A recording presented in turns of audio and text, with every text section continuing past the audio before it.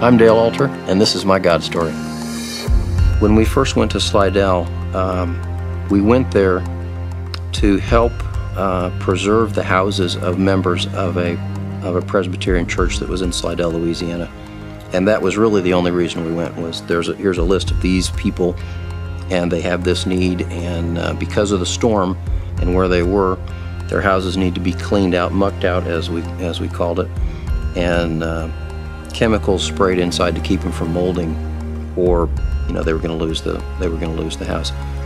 What came out of that not short-sighted, but very short-term thought of let's go do this, became an entire organization to work that united all of the churches that all wanted to send volunteers or materials down to that whole Gulf Coast region to work recovering the area from Katrina. It all came out of a very, very small group of people that the Lord put together in a very unpredictable fashion. And what fascinated me was listening to the guys that were there. There were 5 people involved in that. How they came to decide they needed to go to Slidell, Louisiana on the particular time that they went, and how that all connected. It was a series of very improbable, from a human standpoint, improbable circumstances coming together. This was very clearly the hand of God working very purposefully to make something long-term happen to help his churches in that region. It just blows you away, it just takes your breath away when you think about that. That's not some Bible story from long ago when people wore funny clothes and sandals and rode camels in the desert in a place I've never been. This was 2 weeks ago in Slidell, Louisiana in America, and it's the same God doing the same thing, and you're right in the middle of it.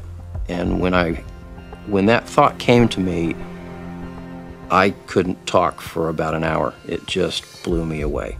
I do this because I feel like it's what I'm supposed to do. I'm able to do it, and I have some small amount of gifts that the church keeps opening my eyes to more and more, that I have those for a reason, and I need to use those, and using those to glorify God is just a wonderful way to do it. And it doesn't matter who knows that I do that, because that's not the whole point at all. The whole point is to glorify God and make sure he gets the credit. We're all part of the body of Christ, and we've all been given special talents. They may not seem special or unique to us personally because we've had them all our lives, and so we think that's just how we are. But we have them for a reason, and we're going to be given chances to use those talents, and this is a perfect example of that. I see Serve and Celebrate becoming part of the church's DNA, that this is not some one-time event thing that we do.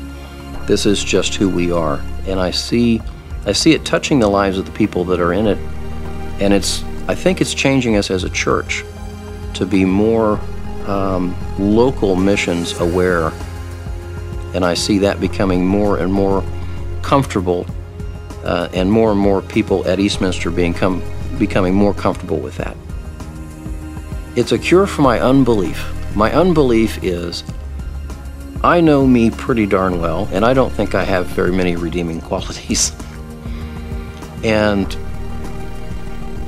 that I could be helpful or useful or considered in God's plan, knowing that I'm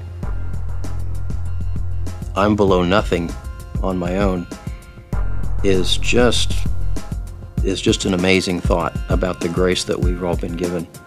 The main thing is to God be the glory for what we're doing.